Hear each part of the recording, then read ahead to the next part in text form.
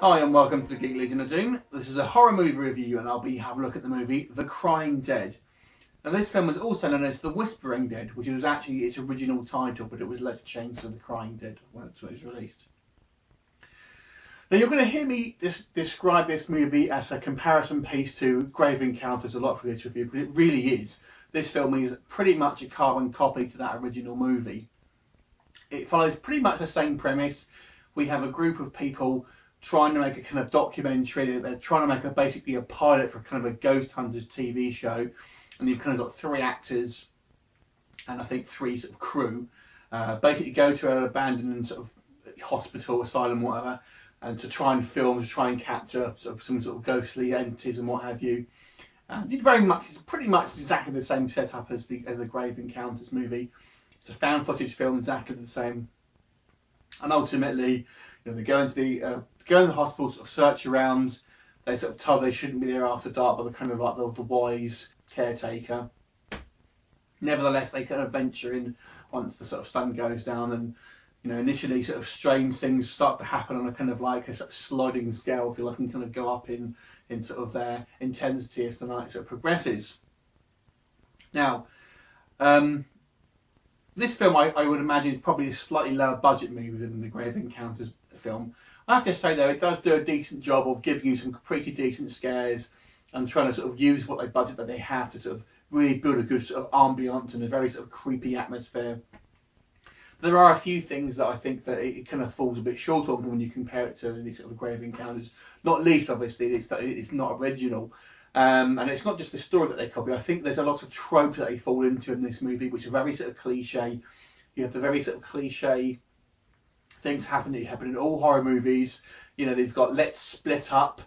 You've also got the kind of the typical things where people are sort of denying that nothing is going on, and they kind of have to sort of rationalise it and say, oh, it's just part of the, you know, they're trying to sort of scare us and things like that. Again, it's very, you know, pretty much the same tried and tested ideas that we've seen.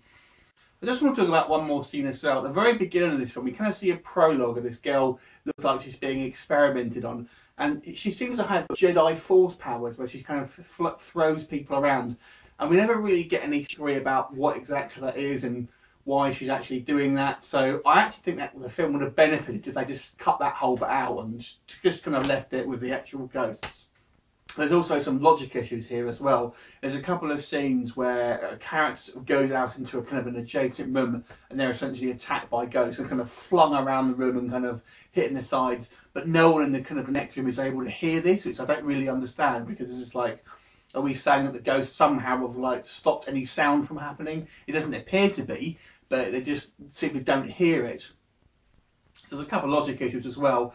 In regards to the special effects, like I said, this is probably a fairly low budget movie, and the effects aren't quite as imaginative as the sort of the ghosts and the kind of the spirits that you'll see in the sort of Grave Encounters movie. However, they're still sort of fairly effective, and you know, that you have kind of like the sort of girls that are flickering and kind of like that, and kind of look sort of fairly ghostly, but they don't look particularly necessarily scary as such.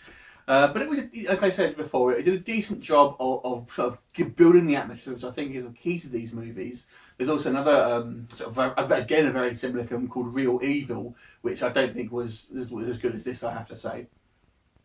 The only other issue I have with it, I suppose, the characters were fairly unlikable. I guess the main character is one of the actors in the show who pretty much sort of takes over the sort of production ultimately, because he's kind of so desperate for the sort of show to become a hit. The other 2 actors, you don't really see much of them, to be honest with you, especially one girl called Angelina. She's barely on there, it's barely registered, to be honest with you, and she's even a character.